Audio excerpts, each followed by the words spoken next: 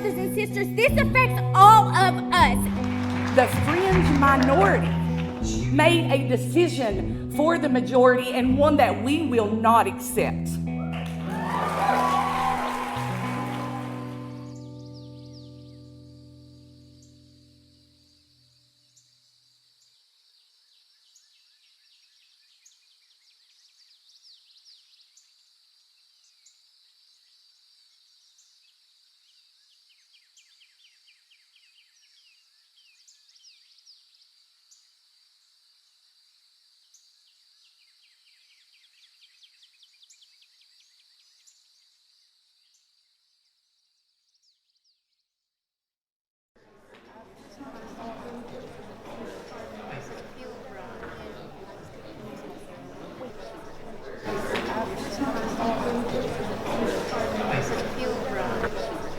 So I'm actually part of Pikeville Pride, which is our local LGBTQ organization, and we organized this event today to be a reproductive rights rally in response to Roe versus Wade being overturned.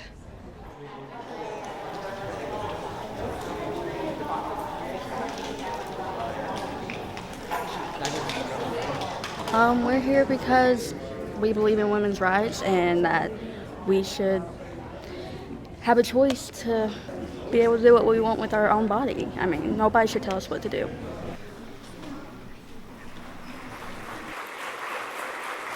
So today was a rally for not just reproductive justice, but for freedom and for humanity. And the people of Kentucky are my family, and this really is a moment of crisis. Our rights, our liberties are under attack. Overturning Roe v. Wade is a devastating blow to our ideas of a free and safe society. And to see my loved ones standing up here in Pikeville, I had to come and just join them in solidarity and tell them I love them, and we're gonna win this fight together. The narrative is often said about us that we don't care. Kentucky is often counted out and we're doubted.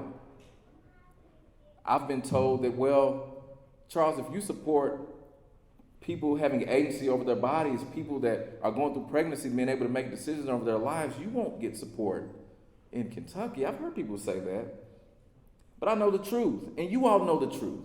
This issue, abortion, but also in a larger conversation, the right to privacy, the right to your agency, the right to your identity, the right to your humanity, this is not partisan. It's bigger than politics. We could talk for hours about what that word means, abortion. Because we also use the word abortion to apply to a miscarriage. We say it's a spontaneous abortion. So when I say abortions, I'm referring to where you have a pregnancy in the uterus that is being terminated. I don't know who's going to say that abortion, oh, it's a wonderful thing, but I think it's a choice people have to make once they're in that situation. And it should be safe, it should be legal, and it should be a medical procedure. I mean, where do women go if they're not ready or wanting to have a child? And I know there, on the other side, people are saying, oh, well, there's so many people wanting to adopt. But I worked in foster care in New York City, and not all foster care is great. I can tell you some horrific stories of things that I went through in my life. I was in foster care multiple times. I have been sexually abused in the very foster care system that these people are advocating for children to be born and sent to. All of the most vulnerable people of society are going to be the ones that are most affected. Wealthy white women in big cities will either have access locally or the ability to travel for access. A lot of people will say, hey, look, abortion is very different from contraception. And yeah, there's a strong anti-abortion political movement, but people aren't they're not as upset about contraception, so you're not going to have the same kind of drive to overturn Griswold.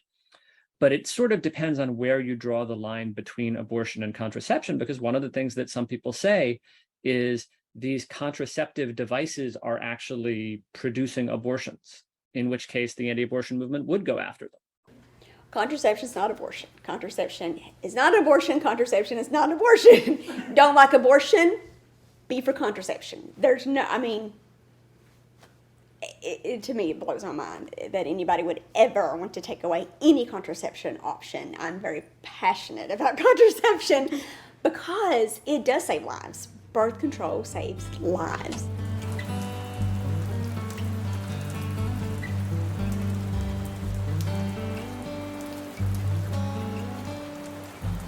Today is an event in support of abortion and abortion rights.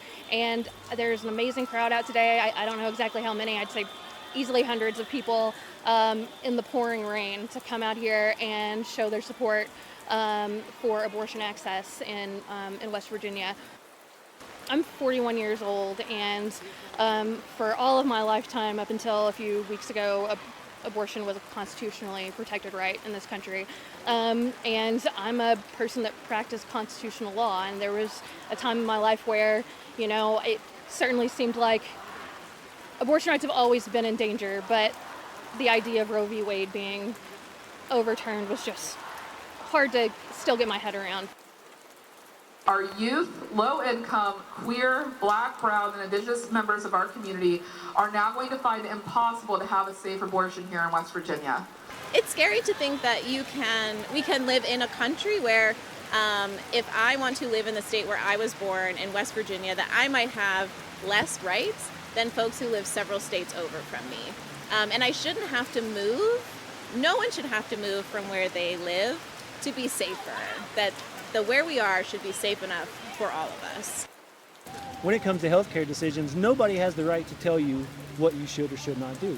And you know, I've seen firsthand what patients have to go through. I've seen how women who are showing up at the health center to get birth control leave traumatized because, you know, folks are just so staunch in their anti-stance, and you know, it's really heartbreaking.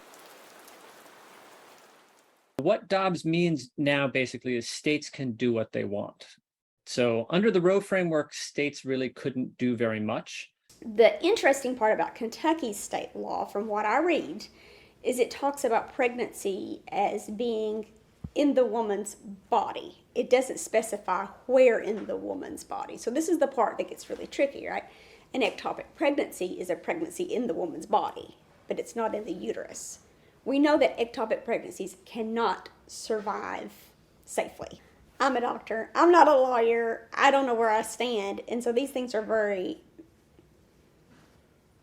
they're kind of muddy, right? And one of the reasons I believe that is because the law was written by politicians, by lawyers, legislators. Like, they're not written by actual physicians, because if a physician would never write a law like that. The way the language, when I read the language on that trigger law, I'm like, this is obviously not someone who understands like basic science and how this works. Right now, the Kentucky Constitution provides a right to privacy for healthcare decisions. So currently in Kentucky, getting an abortion is protected under the Kentucky Constitution. However, there will be a proposed amendment on the ballot this November in Kentucky that may change that. Well, I mean, this decision is really the biggest news in generations as far as what it means for our future, for our rights and our liberties. And this was already going to be a big issue for the campaign because a lot of our leadership in Frankfort have made this a central issue. They're not talking about quality health care, making sure that our children get food, or that we address housing crises, or we invest in our local economies, or we help small family farmers, or we address folks that are dealing with black lung and not getting benefits. They've chosen to focus on abortion as a wedge. Without some real organization on the part of reproductive rights advocates, November's looking pretty scary, I think. If you accept the methodology that the majority uses in Dobbs, and they say this is how we figure out whether the Constitution protects some right that's not explicitly mentioned in the Constitution, right? We look at history and tradition. If you accept that methodology, all of those cases are wrongly decided, right? Griswold, Lawrence, Obergefell, they're all incorrect. When this happened, when Roe v. Wade was overturned, there was just chaos, right? And so you can assume that when something else happens, we're going to see the same kind of chaos. And how can you prepare and protect yourself against things that should never happen, but We have read in an opinion from one of the justices on the Supreme Court that he is interested in having happen. It's very scary. We don't know how this is we don't really know how this is going to affect us until it goes into effect. I think that's the scary part, is the unknown, right? We don't know. We don't know. It's not something many women talk about. Okay, if women have had the procedure in the past, they're very they're concerned that other people might find out about it and they would be judged. It was not an option. That I didn't think it was an option if I wanted to like go to heaven and all of that stuff at that time, because that's the culture that I was growing up in. And did I necessarily want one? Not necessarily, but but I didn't know how to handle it. My experience is that I was 16. Everything was fine. I went in for my 18-week appointment. They sent me downstairs to a different specialist and told me that my daughter was not viable with life. She had a 0% chance of survival. I chose to have an induction of labor, which is like a forced labor. And I wouldn't be able to have that. I would have to deliver her whenever she decided to die in utero. I wouldn't have that choice. I'm not interested in getting into that conversation with people who are just so closed-minded about it. And as a dear friend of mine said to me, well, everybody's against abortion unless it's for their own daughters. Roe versus Wade passed when I was 12 years old, so I've grown up with reproductive rights my entire life, and yet now my 23-year-old daughter has been stripped of those rights. And I think that that's disgusting, unfair. She deserves bodily autonomy, and I'm very disturbed that this country is going down the path that they're going. I am raising a daughter in West Virginia who has less rights now than her grandmother had, and it's unacceptable. No matter the reason or the decisions made behind the woman's, it's their fucking business. And regardless of death or life, they shouldn't have to live with something that they don't want, or they can't afford, they can't have, or it could kill them. When you talk to somebody who's experienced an ectopic pregnancy, who was excited about being pregnant, excited about bringing a child into the world, and then an ectopic pregnancy happens and they're forced to terminate, right? They leave that health center, then they've got people calling them baby killers and throwing dolls at them and literally traumatizing them. To me, it's some of the most disgusting things I've ever personally witnessed with my own eyes, and I'll do anything I can to fight against that nonsense. I was 15 and Jade's biological dad was 23.